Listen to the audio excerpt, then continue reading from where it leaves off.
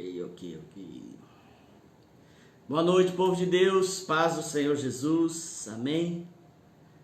Estamos aqui para mais uma live. Vamos entrando, vamos compartilhando o link. Vamos dando um tempinho pessoal entrar. Convide os amigos, os parentes.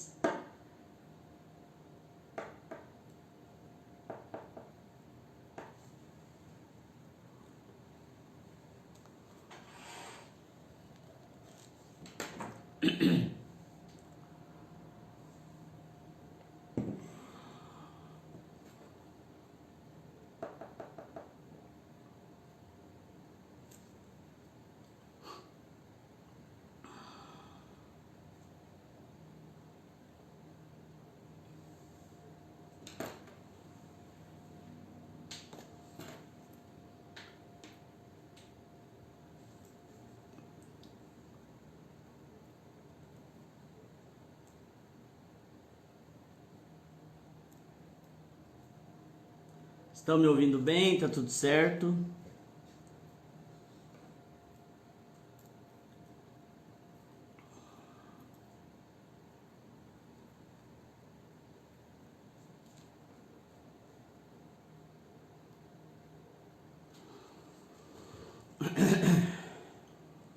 Amém, irmãos? Vamos começar a nossa live?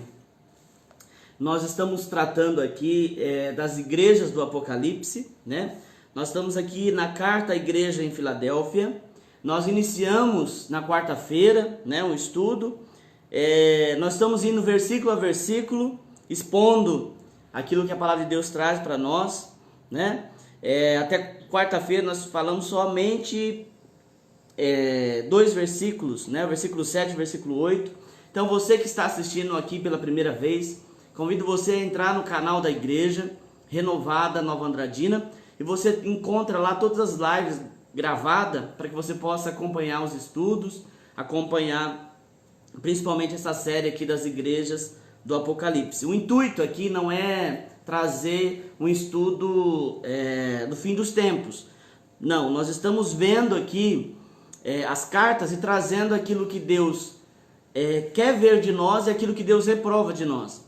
Justamente, lembrando sempre, né, eu tenho falado isso daqui, para combater qualquer filosofia humana que nós criamos, né? É como se fosse uma religião substituta que se adapte a nós, né? Quando nós lemos aqui o texto de Apocalipse, as cartas às igrejas, nós percebemos que sim, o Senhor tem o seu padrão para nós, existe um padrão para servir a Deus, existe um padrão para poder andar com Deus.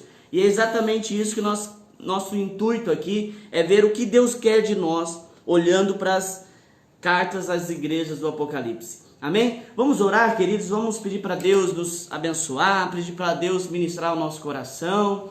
Amém? Aí onde você está, coloque a mão no teu coração, peça para Deus falar com você, para Deus ministrar a tua vida, na tua casa, ministrar a tua casa, ministrar a tua família, em nome de Jesus. Senhor, nós te louvamos, nós te agradecemos, Senhor, pela oportunidade que temos, Senhor, de poder compartilhar da Tua palavra, poder sentir a Tua presença, Senhor, poder ser tocado pelo Senhor, ministrado pelo Senhor através da palavra. Senhor, nós pedimos que o Senhor venha trazer entendimento, Senhor, discernimento daquilo que o Senhor tem para nós nesses dias. Nós queremos, Senhor, estar alinhado no Teu propósito, queremos estar, Senhor, cumprindo o Teu querer e a Tua vontade. Em nome de Jesus, Senhor, que a Tua palavra venha nos lavar, Senhor, venha nos alinhar para aquilo que o Senhor tem nas nossas vidas. Eu repreendo, Senhor, tudo aquilo que venha, Senhor, como impedimento ao ministrar da Tua palavra. Pelo contrário, Senhor, nós pedimos que o Teu Espírito Santo venha e ministre em cada coração, em cada lar, Senhor, que esta ministração chegar. Em nome de Jesus, ó Pai, nós declaramos, Senhor, que a Tua palavra tem poder, Senhor, para transformar pessoas, lugares. Nós declaramos, Senhor, que a Tua palavra, Senhor, quebra grilhões. Tua palavra, Senhor, traz cura. Em nome de Jesus, nós pedimos que o Senhor venha, Senhor, e ministre, Deus, sobre cada lar, sobre cada família, em nome de Jesus. Amém. Glória a Deus. Amém, queridos? Eu sempre faço uma leitura inicial inteira, né, do texto, mas como eu já li na quarta-feira, eu vou ler a versículo. Eu vou dar uma passadinha rápida aqui nos versículos 7 e 8, que nós já falamos, né? Então tá lá em Apocalipse capítulo 3, versículo 7. Se você puder acompanhar no seu celular, no seu computador, na sua Bíblia. Amém? Diz assim: ao anjo da igreja em Filadélfia, escreve: essas coisas diz o santo, verdadeiro, aquele que tem a chave de Davi, que abre e ninguém fechará, e que fecha e ninguém abrirá. Né? Duas coisas que nós vimos quarta-feira: Deus, ele é santo e verdadeiro. Amém? São alguns dos atributos de Deus. Deus é santo. E por que eu preciso saber que Deus é santo, pastor? Porque a palavra de Deus diz que Deus é santo e nós também precisamos ser santos. Ele diz: sede santo porque eu sou santo. Se eu quero ter contato com Deus, se eu quero ter intimidade com Deus, eu preciso entender que eu preciso viver uma vida de santificação. Eu citei o texto aqui que diz: segui a paz e a santificação, sem o qual ninguém verá o Senhor. E o Senhor ainda diz nesse versículo que ele tem a chave de Davi, né? Ele tem toda a autoridade para abençoar, para abrir portas, para abrir caminhos, né? Às vezes, queridos, nós confiamos em nós mesmos, confiamos no nosso braço, e a palavra do Senhor diz: muitos confiam em carros, outros em cavalos, mas nós fazemos menção do Senhor, né? A nossa confiança deve estar em Deus, e é esse Deus que tem autoridade para abrir portas, para abrir caminhos. Se você orar, se você buscar a Deus, Ele abre as portas, e é uma porta que a porta que Deus abre, ninguém pode fechar, e aqui Ele fecha, ninguém pode abrir. Amém? Eu estou passando apenas, nós já tratamos disso na quarta-feira. Versículo 8: conheço as tuas obras, eis que tenho posto diante de ti uma porta aberta, a qual ninguém pode fechar. Que tens pouca força, entretanto guardaste a minha palavra e não negaste o meu nome. Né? 3 coisas aqui. O Senhor está dizendo que Ele está colocando sobre a igreja de Filadélfia uma porta aberta, que ninguém pode fechar. Eu entendo sobre isso que Deus, ele é um Deus de oportunidades. Deus sempre vai dar oportunidades. Deus sempre vai colocar oportunidades diante de você.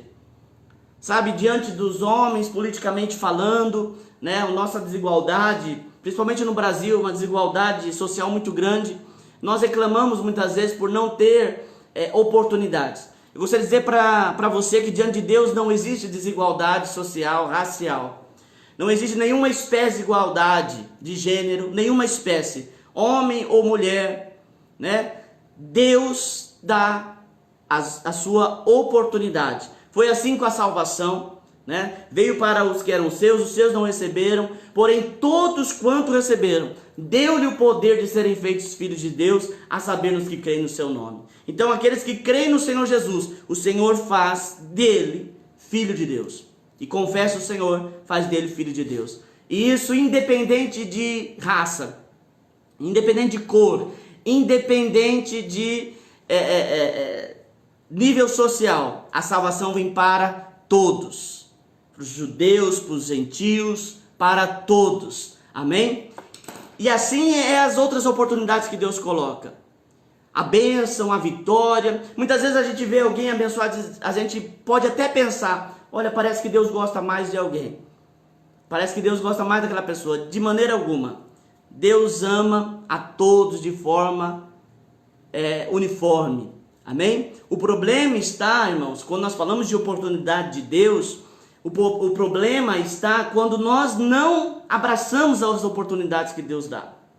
Às vezes a oportunidade, isso aqui eu não falei quarta-feira, então abre o teu coração para isso.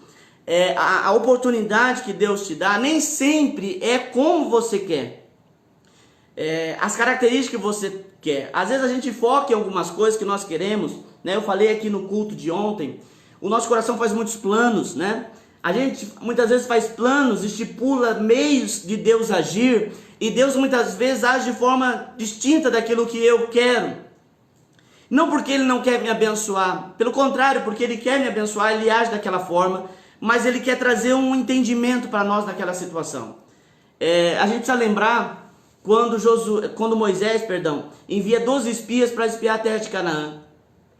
Quando eles voltam, o relatório de 10 desses 12 espias era um relatório negativo. Eles disseram, olha, a terra é boa, a terra de fato produz grandes coisas, no entanto, ela não é para nós, porque ela tem gigantes. Os gigantes são enormes, nós não vamos conseguir vencer esses gigantes.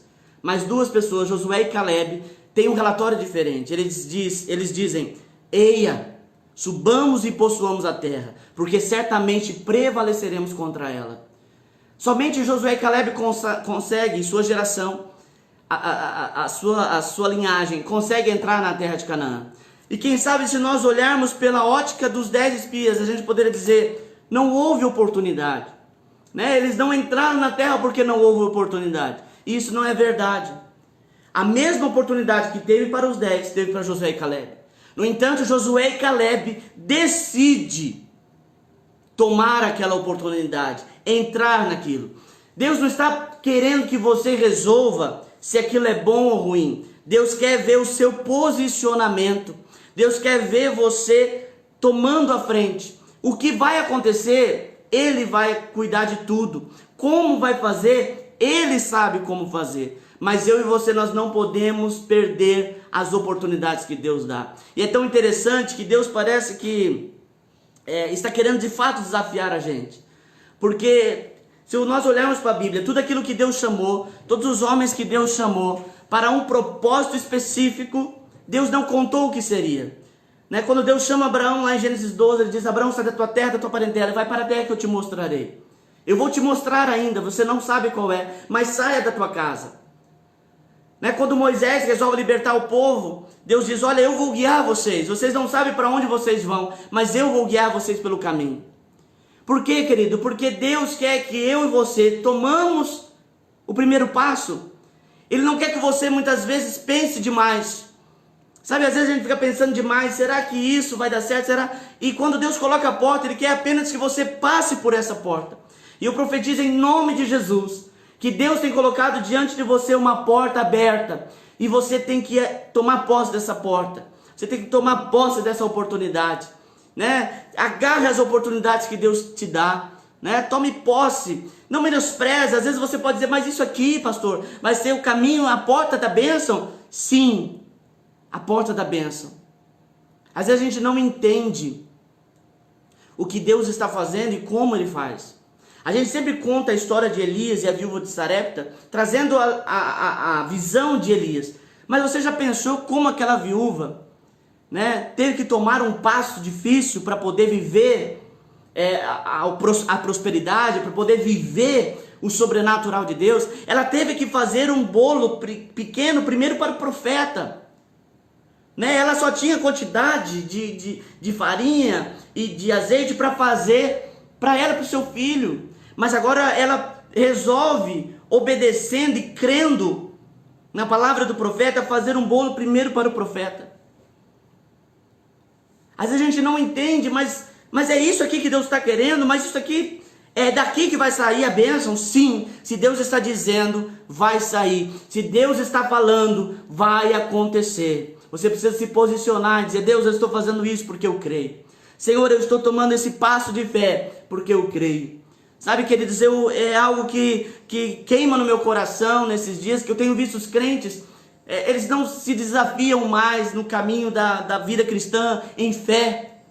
Sabe, o povo de Deus em todo o tempo foi chamado um povo de fé, um povo que crê. Por isso, tantos homens e mulheres que em nome de Jesus passaram por momentos difíceis na história da humanidade, mesmo assim não redaram o pé, mesmo assim não deixaram de andar com Deus.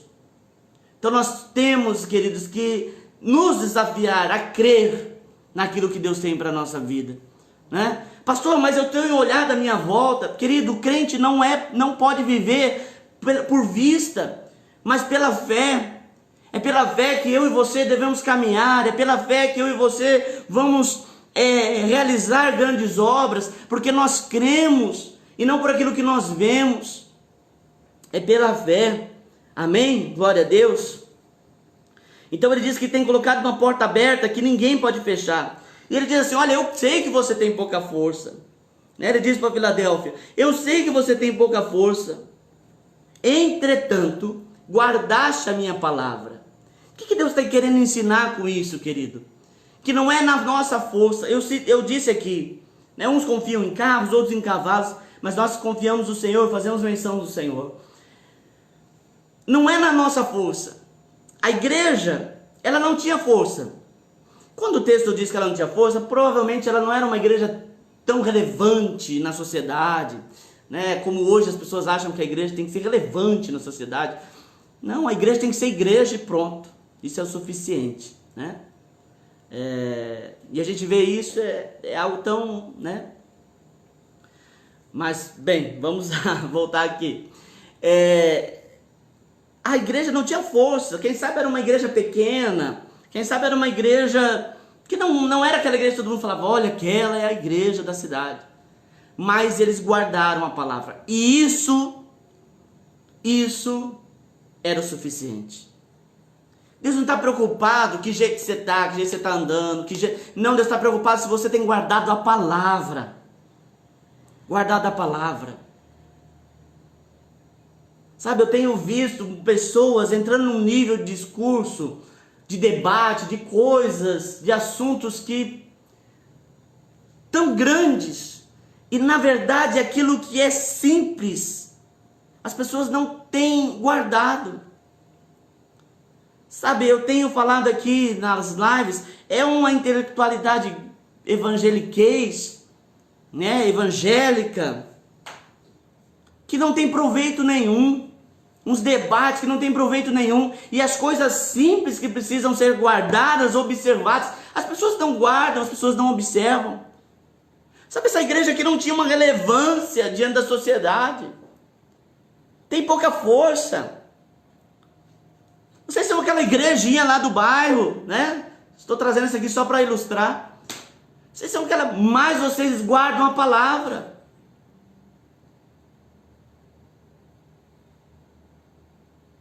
Querido, falando de igreja, Deus não está preocupado se as igrejas têm 100, 200, 300, 400 membros.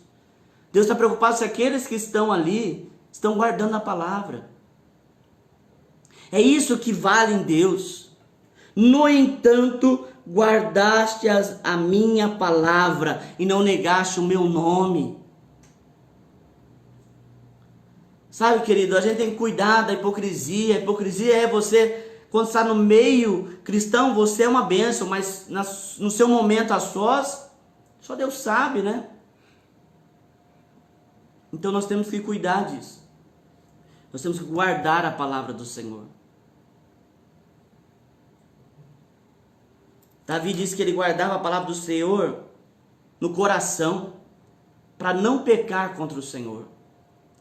Você e eu devemos guardar a palavra para não desagradar a Deus. E não pegar algumas coisas que nos convêm. Porque quando eu guardo a palavra, Deus abre uma porta. Guarda a palavra do Senhor. E Deus vai te abençoar. Isso é suficiente. Vele na tua vida para você cumprir a palavra. O mesmo Davi que diz que guardava a palavra no coração para não pecar contra o Senhor, ele diz que a palavra era lâmpada para os pés dele, luz para os caminhos, ou seja, eu sou guiado pela palavra, é a palavra de Deus que vai me guiar, é a palavra de Deus que vai me orientar, e não as minhas paixões internas, e não os meus desejos, as minhas compulsões, mas a palavra de Deus. Eu faço aquilo que a palavra de Deus diz. Né? Eu brinco sempre, as pessoas dizem assim, eu senti no coração. Né? Muito melhor do que você sentir, esperar sentir no coração, é você ir para a palavra. Deus vai falar com você na palavra. Porque a palavra de Deus, esse coração é enganoso. Então nem sempre você pode ouvir o coração. Ou melhor, não ouça o teu coração, ouça a palavra de Deus. Amém? O Senhor diz assim em versículo 9: Eis farei que alguns dos que são da sinagoga de Satanás, desses que a si mesmos se declaram judeus e não são, mas mentem, eis que os farei vir e prostrar-se-ão aos teus pés, e conhecer que eu te amei. Aqui existe uma promessa. está no final, que é a promessa de Deus exaltar aquele que vive uma vida com Ele.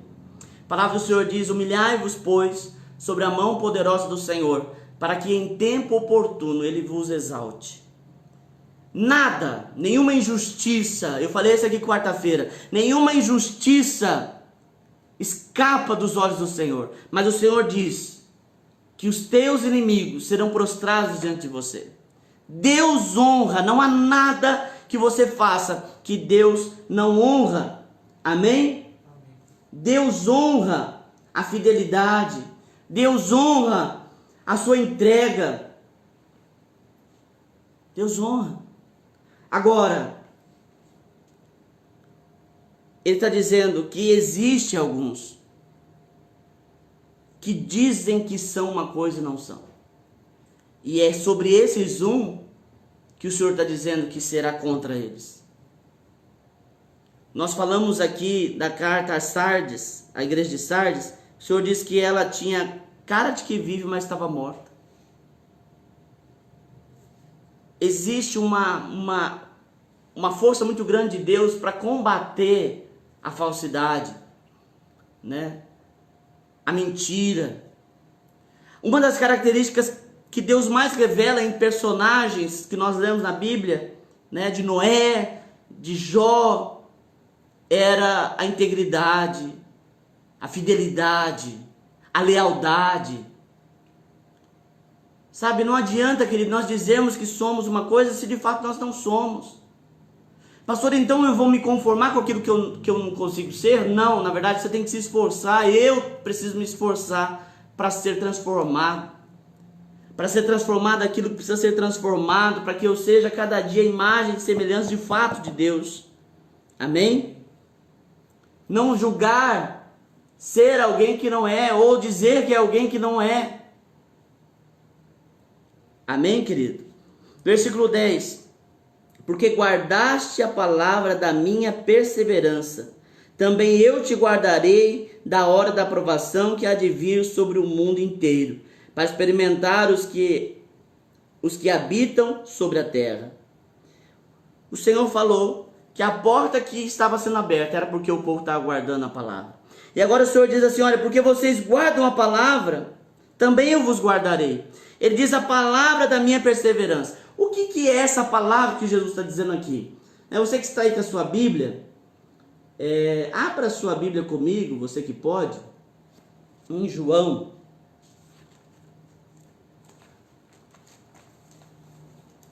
Versículo 12. Evangelho que escreveu João, capítulo 12, versículo... Eu falei versículo, né? Mas é capítulo 12, versículo 44. No título da minha Bíblia que está aqui, o resumo do ensino de Jesus. Gostaria que você prestasse bastante atenção nesse texto. Esse texto geralmente não fala muito dele, né? Mas é um texto importantíssimo. Que diz assim, João 12, 14. E Jesus clamou dizendo: quem crê em mim, crê não em mim, mas naquele que me enviou. E quem me vê a mim, vê aquele que me enviou. Então, vamos por parte aqui. Jesus está falando que ele revela o Pai, né? Quem crê em mim, não crê em mim apenas. Crê no Pai, né? Crê naquele que me enviou. E quem me vê, vê o Pai. Então, Jesus é a representação de Deus Pai, né? Versículo 46. Eu vim como luz para o mundo, a fim de que todo aquele que crê em mim não permaneça nas trevas. Então, o mundo está em trevas, não é que vai para as trevas. É o mundo está em trevas. É algo que já está. Jesus vem e ele é luz para os que estão nas trevas. Então ele diz, aquele que crê, sai das trevas, não vive mais em trevas. Versículo 47. Se alguém ouvir as minhas palavras e não as guardar, eu não o julgo. Né? Jesus está dizendo, eu não vou julgar se alguém está ouvindo a minha palavra e não quer guardar a minha palavra. Eu e você, nós temos a opção de ouvir a palavra de Deus e não cumprir a palavra.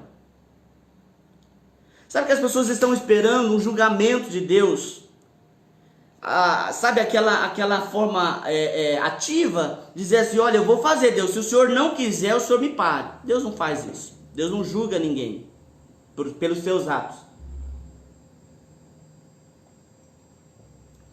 Pastor, Deus não julga ninguém pelos seus atos? Jesus não julga. Espera um pouquinho, antes de você falar qualquer coisa. Ele diz assim, se alguém ouvir a minha palavra e não as guardar, eu não o julgo. Porque eu não vim para julgar o mundo. Aí alguém diz assim, graças a Deus, Jesus não me julga. Verdade, não julga. Ele diz, eu não vim para julgar, e sim para salvar. Glória a Deus. Amém? Versículo 48. Quem me rejeita e não recebe as minhas palavras, tem quem o julgue. Espera lá. Jesus está dizendo, aquele que ouve a palavra e rejeita, não é julgado por ele. Porque ele não veio para julgar, ele veio para salvar. Mas ele está dizendo que tem quem o julgue. E quem é que julgue essa pessoa que ouve a palavra e não guarda? Ele diz, versículo 48, a própria palavra que tenho proferido, esta o julgará no último dia. Amém, querido?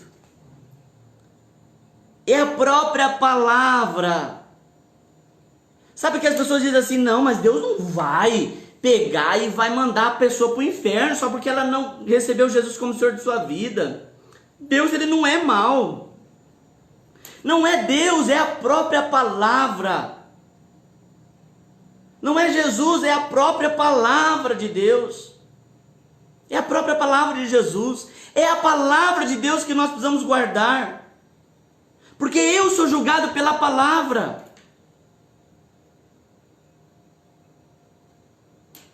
Você está entendendo? Quanto mais eu conheço da palavra de Deus, mais eu sou julgado a ser transformado, sou provocado a ser transformado.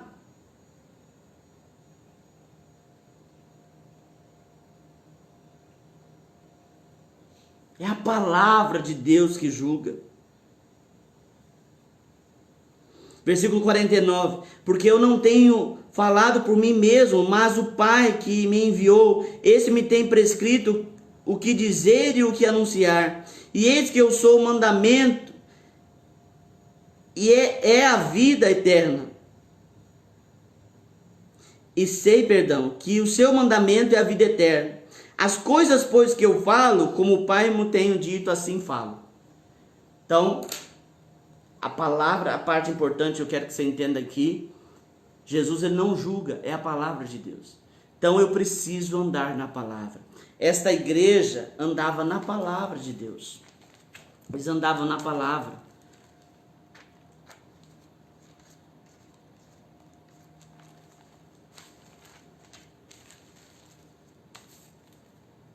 Versículo 9. Eis que farei de alguns dos que são da sinagoga de Satanás, desses que a si mesmos se declaram judeus não são, mas mentem, eis que os farei vir e prostrar-se-ão aos teus pés. Versículo 10. Porque guardaste a palavra da minha perseverança, também eu guardarei na hora da provação. A palavra de Deus é que vai te guardar. A palavra de Deus é que vai te livrar. Pastor, então eu vou pegar a Bíblia e... Não, é guardar a palavra. É observar a palavra, cumprir a palavra de Deus. O Senhor diz assim que aquele que ouve as palavras, a palavra de Deus e não pratica, é semelhante ao homem que constrói sua casa sobre areia. Vem o vento, vem a tempestade e vai derrubar a casa.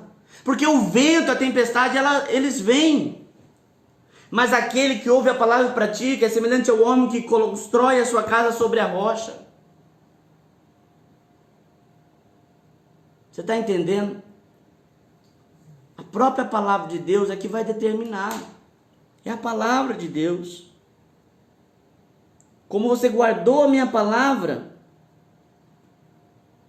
a minha perseverança, também eu te guardarei na hora da provação que há de vir sobre o mundo inteiro. Só abrir um parênteses para dizer aqui que o Senhor está dizendo que Ele guardará, Ele não tirará, Ele não separará. Né? Por que eu estou falando isso? Porque hoje existe um evangelho que diz que não existe sofrimento, né? Onde tudo é perfeito, onde tudo é um sonho perfeito, sabe aquele sonho que nada acontece, no sonho nada fere, né? O sonho você sente, mas você não vive aquilo. Aqui o Senhor está dizendo que Ele vai guardar. Eu profetizo nesta noite sobre a tua vida, que o Senhor não vai tirar o sofrimento, Deus não vai tirar a pandemia da sua cidade, Deus não vai tirar a pandemia do seu bairro, Deus não vai tirar a pandemia agora, né? Não vai tirar. O que Deus está prometendo aqui é que Ele vai guardar você. Ele te guarda no dia da provação. Ele te guarda, Ele te dá vitória, Ele te dá força sobre o momento de dificuldade. Amém? Glória a Deus. Por que Deus faz isso? Porque guardaste a palavra. Tudo na Bíblia, toda promessa na Bíblia tem uma condição. Pastor, eu quero ser guardado por Deus. O que eu preciso fazer? Guardar a palavra da perseverança. Guardar a palavra do Senhor. Amém? Como que eu guardo a palavra? Medite na palavra e guarda no teu coração. Guarde a palavra no teu coração. Sabe, as pessoas elas têm um hábito de dizer assim, mas eu não entendo a Bíblia. Existe algo que Deus dá para nós, que é entendimento. Eu tenho feito, eu faço, né, faculdade de Direito, eu estou encerrando o 3º semestre. E aí eu fico pensando nas leis que existem, né? Nós temos leis que regem a nossa sociedade, né? Falando do Brasil, que regem a nossa sociedade brasileira. Mas nem todos estudam as leis. Nem todos são juristas, nem todos são advogados. Mas todo mundo tem uma noção. Pelo pecado de Adão e Eva, nós adquirimos algo que eles conquistaram no jardim, né? De forma ruim, mas conquistaram. É o conhecimento do bem e do mal. Eu e você, nós temos uma capacidade de saber o que é certo e o que é errado. Ninguém pode dizer, não, mas eu não sabia que isso era errado. Porque conhece. Né? Você sabe, falando de lei, né? Você sabe o que é certo e o que é errado. Assim é a palavra de Deus. É claro, nós precisamos nos aprofundar, existem algumas coisas que nós precisamos entender, mas eu começo guardando a palavra de Deus através dos princípios. Você sabe o que é pecado, né? Ninguém precisa se tornar um estudioso para saber o que é um pecado. A palavra de Deus, ela vem te respaldando. Mas eu entendo. E aí, a partir daí que eu começo a observar. E dizer, não, isso aqui não é certo. A gente sabe. Eu estou falando para aqueles que querem começar uma vida com Deus, observando a palavra de Deus. Comece tendo esse pensamento, guardando os princípios cristãos, guardando os princípios da palavra. E a cada vez que você se aprofunda na palavra, você é transformado a alguém diferente. Amém? Como o texto de João 12 nos diz, 44, versículo 44, que nós somos julgados pela palavra. Amém? Glória a Deus. Versículo 11. Venho sem demora, conserva o que tens, para que ninguém tome a sua coroa. Mais uma vez Jesus está dizendo que nós precisamos guardar. Guardar. Por que ele diz para nós conservarmos o que temos? Aqui, no caso de Filadélfia. A igreja de Filadélfia não tem nenhuma reclamação. Então o Senhor Jesus diz, olha, conserva. que é para a igreja de Filadélfia conservar? O guardar da palavra. Eles não negavam o nome de Jesus. Eles eram uma igreja que ficava firme na palavra de Deus, não negociava a palavra por nenhuma filosofia, nenhuma modinha. Sabe que às vezes eu fico preocupado, querido, que existem muitas ondas. E as pessoas vão nessas ondas. Ah, porque o fulano falou, há uma autoridade espiritual. Os bereanos conferiam até que o apóstolo Paulo falava. Se você ler, o apóstolo Paulo é um homem exemplar de fé cristã, de vida com Deus, mas mesmo assim eles pesquisavam. Hoje em dia as pessoas estão muito, queridos, bebendo de fontes que não conhecem. Estão apoiando suas vidas naquilo que as pessoas falam. E eu estou dizendo que é pastor, não importa. Nós podemos sim nos espelhar, nos inspirar, né, ser discipulado, mas nós precisamos ter como base para a nossa vida a palavra de Deus.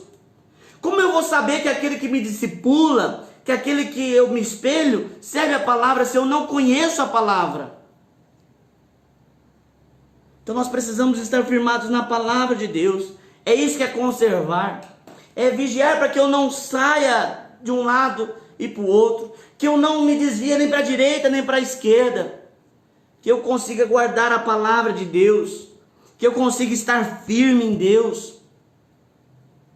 Você está entendendo? É isso que Jesus diz, olha, conserva, guarda. Existe uma história na Bíblia, que o rei Acabe, ele queria uma chácara que tinha do lado do palácio. O dono da chácara se chamava Nabote. E ele queria muito aquela chácara. Se você ler a história, eu falei Acabe? É Acabe. O rei Acabe, ele queria essa chácara para ele fazer uma horta. Não era, nós conhecemos a história, a gente vê que não era porque ele precisava de uma horta. É porque ele queria a terra daquele homem. E quem conhece a história sabe que o rei Acabe era um covarde, então a sua esposa tinha que tomar todas as decisões. E ele chega para a esposa, Jezabel, e diz assim, eu quero aquela terra. E eles oferecem dinheiro para Nabote, Nabote não dá. Eles oferecem outro lugar maior, melhor, Nabote não quer.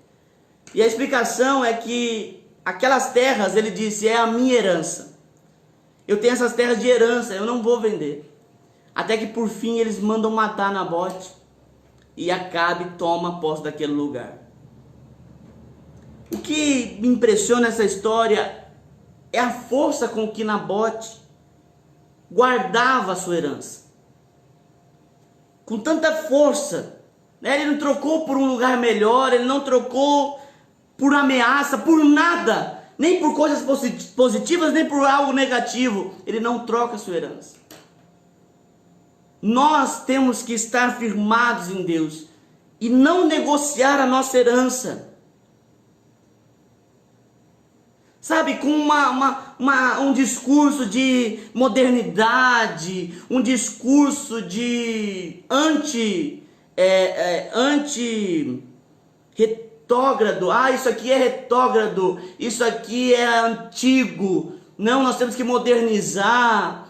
Sabe, as coisas vão perdendo controle por uma justificativa de interesses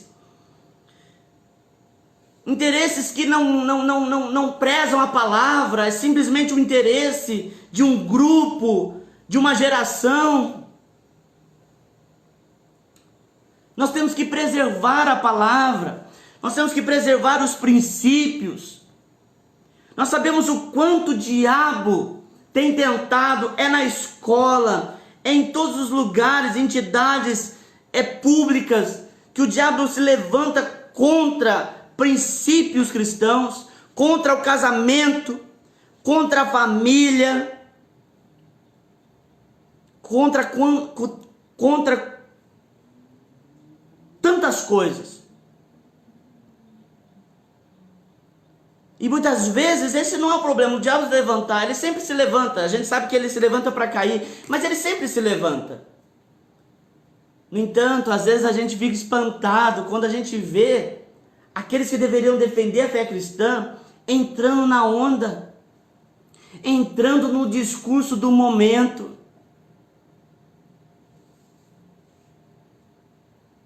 Tem hora que sim, você tem que ser antigo. Não tem jeito.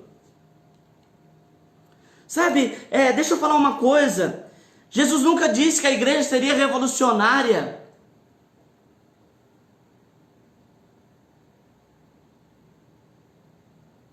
Pastor, mas existe um livro que diz que Jesus é o maior revolucionário que já existiu. Não foi Jesus que foi um revolucionário. Foi a sua palavra que foi revolucionária. Foi a palavra que Jesus pregava que revolucionou a humanidade. Não podemos usar dessa justificativa para sermos aqueles que vamos mudar o mundo com ideias que estão longe dos princípios de Deus. Sabe, eu ouço algumas coisas, pessoas dizendo, não, mas tem que ter cristão na política, tem que ter cristão aqui. Tudo bem, tem que ter, pode ter. No entanto, tem que permanecer. O problema, querido, é com a justificativa de que eu tenho que estar na política, eles se vendem para a política. Com a justificativa de estar em todos os ramos da sociedade, se vendem para aqueles ramos. A palavra de Deus nos chama para ser sal da terra e luz do mundo. A palavra de Deus diz que comunhão há entre a luz e as trevas. Você foi chamado para ser diferente.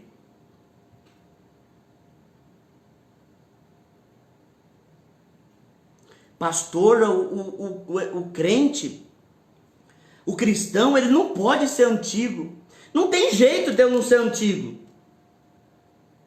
Por exemplo, eu sou a favor do casamento. Por quê? Porque desde lá, de Adão e Eva, Deus instituiu o casamento. Eu estou falando de bastante tempo. Então eu sou antigo. Os meus posicionamentos são conservadores. Não tem jeito de um cristão não ser conservador. Não, pastor, nós estamos vivendo agora uma nova vibe, um novo tempo. Está na palavra? Não, é por revelação agora que Deus deu uma nova revelação. Não existe isso.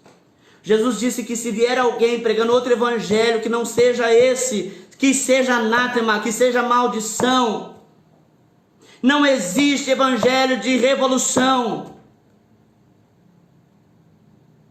E se nós queremos, como Jesus, revolucionar o mundo, é pela palavra, é por aquilo que nós somos, é por aquilo que nós vivemos.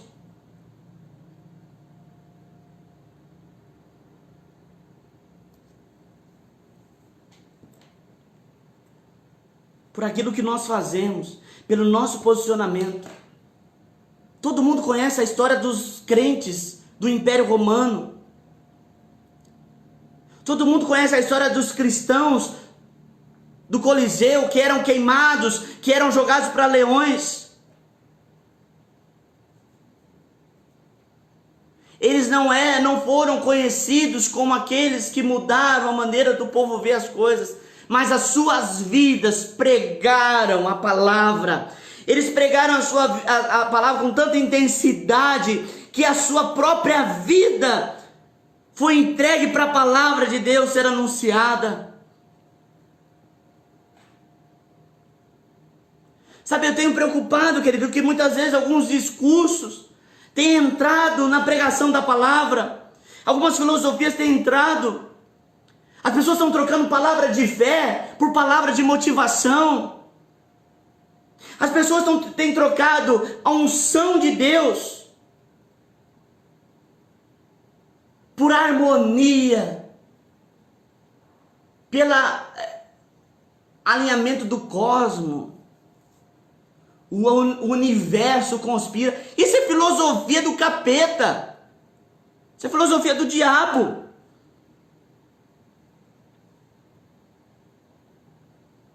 Fé continua sendo fé, certeza de coisas que se esperam, convicção de fatos que não se veem. A unção continua sendo algo sobrenatural.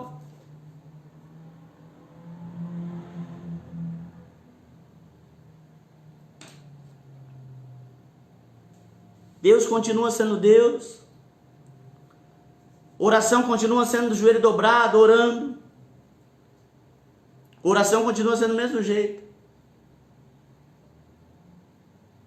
Nós temos que cuidar, querido, para que a gente não vá na moda e vá sendo influenciado. Não, isso aqui pode, isso aqui não tem importância, isso aqui mudou, agora é novo tempo. O que era pecado para Davi, não, nem Davi eu vou citar. O que era pecado para Paulo, 2000 anos atrás, continua sendo pecado hoje.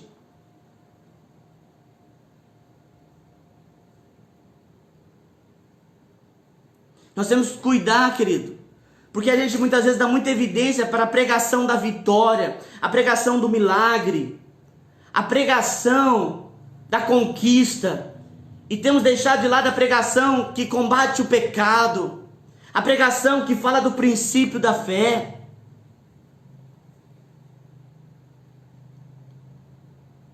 É difícil, é difícil. É difícil você sentar num banco da igreja, você sentar na cadeira da igreja, ouvir o pastor falando contra o pecado, e às vezes você está fazendo aquilo que o pastor está falando. É difícil. Às vezes a gente quer que o pastor nos levante, nos coloque para cima, para que a nossa semana seja uma semana abençoada. Eu vou dizer uma coisa, para a tua semana começar abençoada, precisa estar Deus na frente. Para a sua semana ser uma semana abençoada, Deus tem que estar em primeiro lugar. Jesus precisa reinar na tua casa, Jesus precisa reinar na tua vida, senão não tem vida abençoada. Então nós temos que parar com o discurso motivacional e irmos para a palavra de Deus.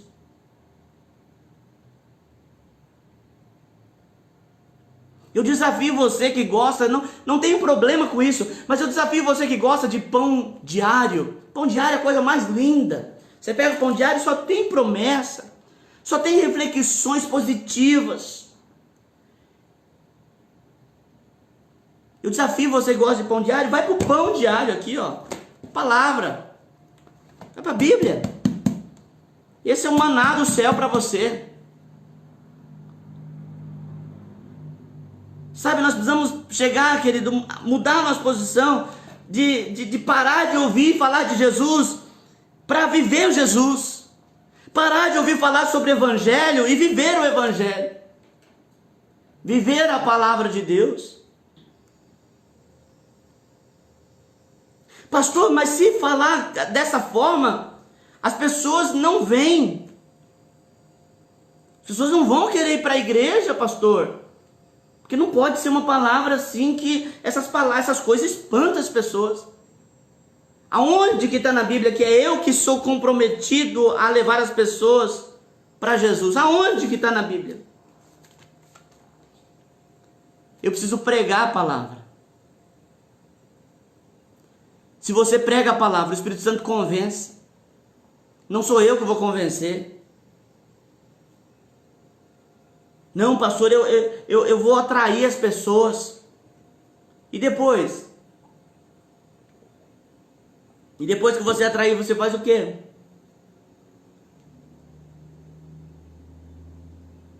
Até um animal, se você pegar uma carne para chamar um cachorro, ele vem. Mas se você pegar um pedaço de pau, com cara de carne, ele não vai vir. Ou ele, se você tiver com um pedaço de bife na mão, ele vem e faz o que você quiser. Mas a partir do momento que ele comeu o bife, ele não quer mais saber. Se você não tiver bife na mão, ele não vem. O que nós temos usado como igreja para atrair as pessoas é o que nós precisamos manter. João Batista pregava no deserto.